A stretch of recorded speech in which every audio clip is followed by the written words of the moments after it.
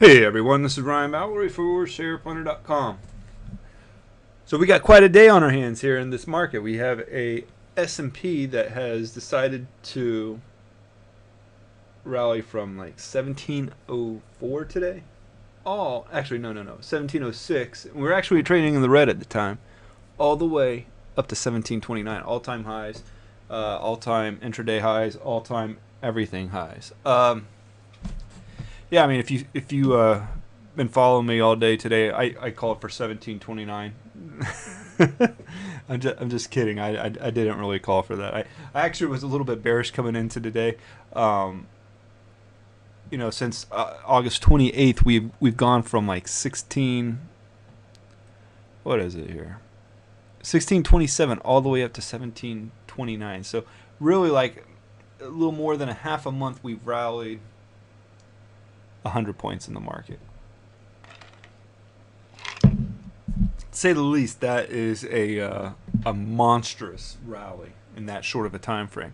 So, like on my evening tape last night, where I published this, simple compass that shows, pullback, bounce, consolidate, upward, downward trends.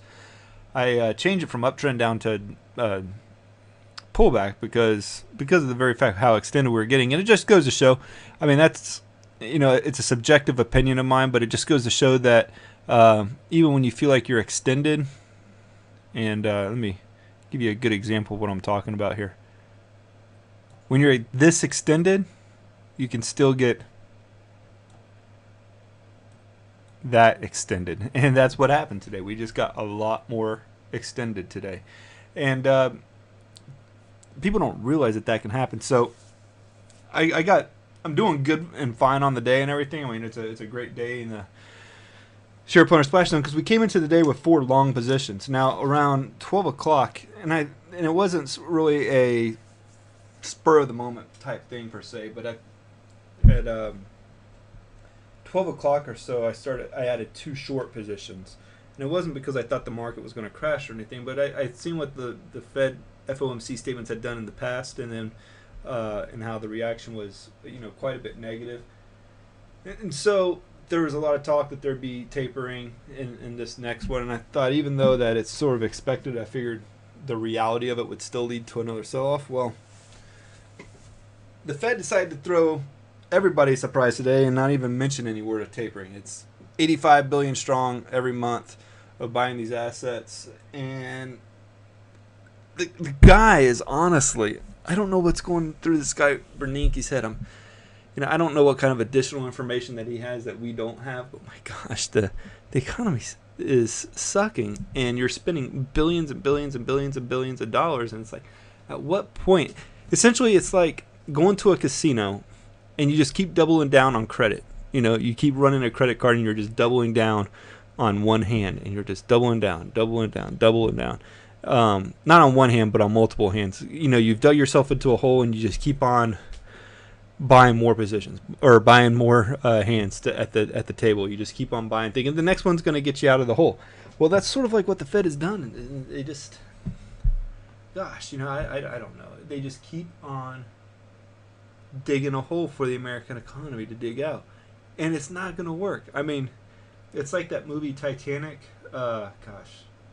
Sort of lose man points for mentioning the movie Titanic, but there was a scene in the movie where the guy says, "This ship can't sink," and the engineer on the ship says, "Oh, I can assure you, sir, she's made of iron. She'll sink. She'll go straight to the bottom. It's a mathematical certainty." Well, it's kind of like what we're dealing with here in this market.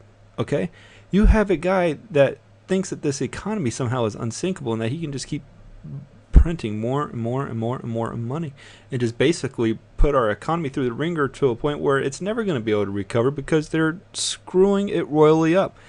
And sometimes I actually honestly wonder if he just thinks the new form of instead of capitalism now, it's just that he's maybe he's found some kind of loophole how the economy can still function forever by just continuing to buy, print more money, and borrow from ourselves forever and ever and ever, and think that can never, the chickens will never come home to roost, as the famed racist pastor Jeremiah Wright would put it. But this economy, this market, since 2009, making money has never been so unenjoyable, because all it is just a Fed-induced market that just keeps going up. Now, a lot of people who aren't used to trading prior to 2009, when all these things came in, the market was actually a lot more technically based, and it wasn't just go long and strong as often as you can. I mean, this really is just like the 90s, where you had the dot-com bubble and markets would just go up day after day after day. I mean, you look at September, okay? Just look at it. First day was what, the 3rd? 1, 2, 3, 4, 5, 6, 7. Gosh, is this right? 8, 9, 10, 11. We've had 11 up days in September and 1 down day. 1. That's it, guys. 1. How was that not like the 90s? Okay, August was down, okay, but that was because, and there was down days in the 90s. I mean, down months, down weeks, everything. But look at June or July. I mean, what was the first day in July? First trading day was July 1st. So 1, 2, 3, 4, 5, 6, 7, 8, 9, 10, 11, 12, 13. All right. So for the first 13 days of trading, 11 of those were up. Okay. And then, we finished out July with 1, 2, 3, 4, 5. So typically there's about 22 trading days in a month. So let's say July had 22 trading days. 17 out of 22 trading days were up. I'm telling you, guys, this is such a goofed up market. It's not even funny. I mean, look at May. It sort of basically goes like this: on a month, down a month, on a month, down a month. So September is the on month. October apparently is going to be the down month. If you follow that logic. Maybe there is logic to that. I've not really experienced that before, but look at May. From May 1st till, well, the very beginning of the month. I mean, gosh, this thing was insane. 1, 2, 3. So the first half of the month, out of like 11, 12 trading sessions, there was only 3 of them that were down. I mean, folks, the crooks are running the asylum. The crazies are running the asylum. I mean, this is essentially what we're having here. I mean, they're just continuing to purchase these mortgage-based assets, pumping money through POMO into the markets, and everything else in the market just keeps going up. I mean, how can it not? Until the Fed is not involved in this market so directly, the market's not going to have that much downtime. Excuse me for that. I'm sort of chugging some Mountain Dew on the side here, cherry version. I've had to go to a diet Mountain Dew. It sort of sucks, but apparently, 50 grams of sugar every time you drink a Coke isn't good for you. I didn't realize that. I just figured if you stay off the calories, you're okay. 100 calories isn't that much to worry about, but apparently 50 grams of sugar is. But I've gotten used to the diet drinks. They're not too bad. But by the way, folks, I do have a book coming out. Yes, October 28th is the date that it's supposed to be released. It's called The Part-Time Trader. It's a book that I wrote chronicling my time in corporate America as a part-time trader and essentially trading my way into full-time trading, where I stuck it to the man and I walked out the office. I didn't really stick it to him. I was sort of like scared out of my mind giving my 2-week notice, because it was the only job that it's not the only job, but it was a job that I had become very used to having. Even though I despised it, it had a paycheck that was guaranteed every 2 weeks, and that's a hard thing to give up. But yeah, I part-time traded my way into full-time trading and having Share Planner and doing it. So I talk about all my tricks of the trade, how I went from being that part-time trader to, and all it's not about, it's not like this movie that's coming out in November, The Wolf of Wall Street. This book here, it's very similar to the reminiscences of a stock operator, the Jesse Livermore story, in the sense that it talks a lot about my struggles, my lessons, my failures. I mean, things like, being in the work office and having a trade go against me, and it was such a bad trade that I, smashed my keyboard into a million pieces. And so, I mean, you really get to see the personal struggles and stories that went into me making it through corporate America, and how I survived and the tricks that I applied. And so it's a really good book, a lot of time and effort. It's a very close book to me because it really represents a lot of who I was during those years, and the desperation to make it out on my own, and how I finally did. So it's a good book, man. You guys got to get it. It's supposedly the best book since J.K. Rowling penned Harry Potter, from what I've heard. It's that good. So definitely pre-order it on Amazon, Barnes & Noble, Walmart, Books A Million. It's out there. You can pre-order it, and I promise you won't like I promise you will like it, and that you'll be glad that you bought it, because I've read it now probably about 6 times. Because you got to when you're proofreading these things, right? And of course, the publishers at Wiley, they're really good, and they've caught a lot of my bad grammatical words and everything else, and make me sound intelligent, more intelligent than I should. But definitely grab a copy of it. You'll make me happy, because I do make a royalty off the book. So there's some capitalistic motivations here. Maybe I could teach Bernanke what that means. In any case, though, let's look at some other charts here before I get too carried away talking about everything but the stock market. Pour myself a little more Mountain Dew here. All right, so let's look at a couple of these shorts that I got into. One of them I've already been stopped out of, no surprise, since the market, it went from what was the price right at?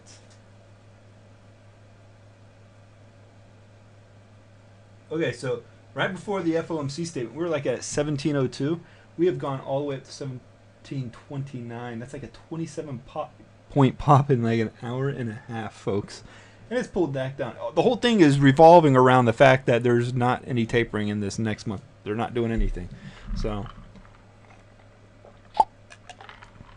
I guess the trick of the Fed is to act like you're going to do something and then not do it, and then everybody just gets like giddy as a, it's sort of like repackaging your kid's toys for Christmas. Take it away from him, act like he hasn't played with it, or take it away from him like 3 months before Christmas. He forgets that he even had the toy, and then when that 5-year-old opens up his Christmas, he thinks he's got in a new toy again. That's sort of like what the market's like right now. Okay, so this FitB, okay, I actually really like this trade. I'm still in it by the hair of my chinny chin chin, really. It's pulled back some. I actually thought about getting out of it. I'd probably be kicking myself right now if I did, because it's the trade's still valid. Bear flag. It's a regional bank. But regional banks have sort of sucked lately. Have not moved up with the market, and so I shorted this bear flag with the expectation it could get maybe down to 1777 or so. Excuse me, I sort of sneezed earlier and I got a bit of a runny nose. I'm also getting over a little bit of a sickness too, but volume has been coming in despite, it's not really moving anywhere. So, but the bear flag, that's really what I'm trading off of. The chart looks broken. This trend off of the April lows, definitely. I can draw that for you real quick, but it is broken. See that? Broken trend. You got the bear flag kick in there. If you don't know what a bear flag is, a bear flag simply looks like a upside down flag. So you got like the flagpole and this bear flag that's sort of waving on the flagpole. So I'm still in it right now. I got a stop loss at like 1888. I alerted subscribers in the splash zone to it real time. FitB. All right, the other short TIF. Now I'm actually out of this one, but there's always something to be learned from these things. I really like Tiffany. It's a little bit of a more volatile stock than what FitB would be. FitB meaning FITB. I just tend to make words out of stock symbols, but even if they're not even real words, they become words to me.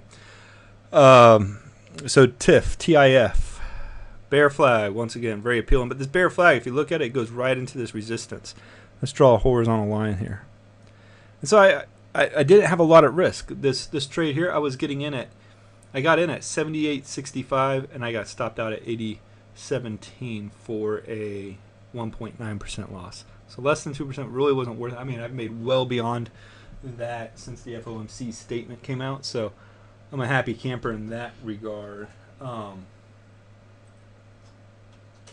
But yeah, I'm not in it any longer. But I took the stop, man. You take the stop. You're going to be wrong in trading. Don't not place a trade out of fear of being wrong, okay? It's one thing if you think it's likely to be wrong, but don't do it because what if I'm wrong? The what if in trading is for stop losses, okay?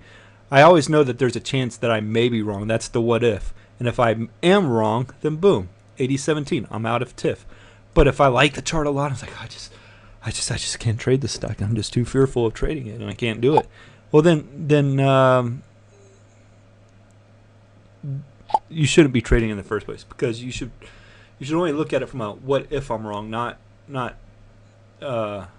and that's what the stop loss is for. But if you just can't handle being wrong on this stock, or you're afraid of being wrong, it's a whole other thing. And sorry about that little bopping noise you hear. That a bop bop bop. That's our chat room, actually. That's I forgot to turn down the noise when I was making this video, but I'll try to remember that next time.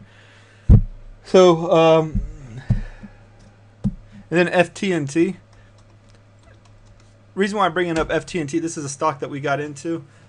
I'm becoming a little bit discouraged by this stock, and the reasoning for that is because you have this bull flag. It broke out, it consolidated nicely, but actually since the Fed statement, it's rallied somewhat nicely. But you could see here, though, during that same time period when the market's been going up and up, this thing really hasn't moved as much as I would have liked for it to have done. Now today's a little bit of a game changer, because you could see the price is pushing above this recent price consolidation, so there is some renewed hope for it. And then if you go back to like EXXI, right?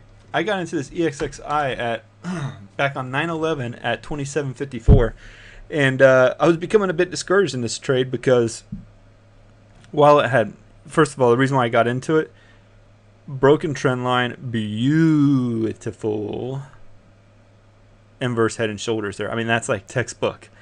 But this 200-day moving averages was weighing it down, okay? Well, it broke through obviously the 200-day moving average with, look at the insane amount of volume, 3.6 million shares, 29.50. It's up 5.5%. I'll move this top loss up quite a bit tomorrow, but just a really, really good action out of this stock today. And so one of the things that about got me knocked out of this stock was I started saying, okay, I'm going to draw the line at the 10-day moving average, because if you look at it, it hasn't really broken that 10-day moving average on a closing basis. Now, 2 days ago, very, very close. The 10-day moving average was 27.19, and I think it closed at 27.25. But if you look at the lows of the day, it was like 27.18. But I didn't close it out at 27.18 intraday, because I wanted to see where, or wait till the very, very end of the day and see where it was at that point, and it didn't close above it. So sometimes there was a part that I won't lie, there was a part of me that wanted to sell it, to say, you know what, this stock is probably going to go down, and I'm going to feel like a fool tomorrow if I knew that it was going down and I didn't sell it. But my thesis wasn't broken, because it was still consolidating like this, and I couldn't bring myself to sell it, knowing that my thesis was not violated. So despite it irritating the heck out of me intraday, the stock still had reason to be long in it. And so if I'm going to get out of a stock, it's because my thesis on why I'm long or why I'm short on it has been broken. So let's apply that same logic to FitB that I'm in. Okay, is my logic broken? No. Is the market rallying against my trade? Yes, it is, and it stinks because I'm down 1% on this trade right now. But is my thesis broken on it? No, it's not. And yes, it is primarily a hedge, but guess what? Why sell something that isn't, sort of like the old saying, why fix something that isn't broken? Well, why sell something that shouldn't be sold? Or why, in this case, why cover something that doesn't need to be covered? And that's basically what I'm dealing with here in FitB. That's about all the time I have. If you guys have any questions, feel free to email me at ryan@sharepointer.com. Hit me up in the splash zone if you're a member. I'm always open to questions. And just anything else. If you guys have anything you ever want me to cover in one of these shows, I'm more than happy to oblige you. And for now, y'all take care and God bless.